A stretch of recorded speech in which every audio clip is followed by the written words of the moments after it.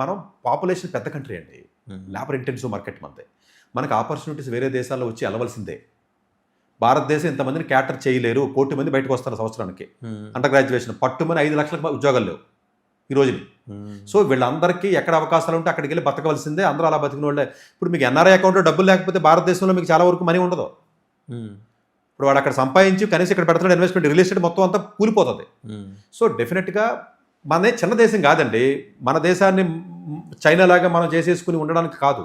So H1B వీసాలు ఏవైతే ఉన్నాయో అమెరికన్ పర్స్పెక్టివ్లో ట్రంప్ తీసుకున్న నిర్ణయాల్లో చాలామంది ఎన్ని రకాలుగా అనుకున్నా, నా పర్సనల్ ఒపీనియన్ అయితే ఏంటంటే వాడు క్లీన్ చేస్తున్నాడు.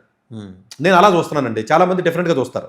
నేనేమనుకుంటానంటే వాడి దేశాన్ని వాడు కాపాడుకునే ప్రయత్నంలో లోకల్స్కి జాబ్ ఇవ్వాలి కాబట్టి డెఫినెట్లీ అండి, దట్ ఈస్ వాడు క్లీన్ చేసుకుంటున్నాడు. That should be appreciable also. ఎందుకంటే తన దేశం గురించి తన ఆలోచన చేసుకుంటున్నాడు, అంతే. దాంట్లో తప్పేం లేదు కదా. బంగ్లాదేశ్ వస్తే మనం ఊరుకుంటున్నాం ఏంటి?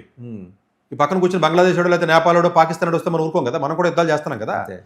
శ్రీలంక వస్తే ఊరుకోలేదు మనం, మనకేం ఇది. సో వాడు కానీ వాడేమంటున్నాడు, H1 లాటరీ తీసేసి మెరిట్లో ఉన్నటువంటి స్లాబ్ సిస్టమ్ పెడుతున్నాడు. ఏమని, బాబు నీకు ఈ శాలరీ రేంజ్లో ఉన్నట్లయితే నీకు ఇన్ని పాయింట్లు, నీకు ఈ శాలరీ రేంజ్లో ఉంటే ఇన్ని పాయింట్లు, ఈ శాలరీ రేంజ్లో ఉంటే ఇన్ని పాయింట్లు అంటాడు. లాజికల్గా మీరు ఆలోచించినట్లయితే ఈ పాయింట్ సిస్టమ్ ఏదైతే ఉంటుందో మెరిట్ స్టూడెంట్స్కి మంచి మంచి కంపెనీస్లో జాబులు చేసే వాళ్ళందరికీ కూడా మంచిదే కదా. అంతే కాదండి, ఇప్పుడు ఒక మంచి స్టూడెంట్ వెళ్ళాడండి, వాడికి మంచి జీతం వచ్చింది. లాటరీ తీస్తే హార్వర్డ్లో చదివినట్టు కూడా లాటరీ తగలేకపోతే ఇంటికి వచ్చేయలేడు. అంతే.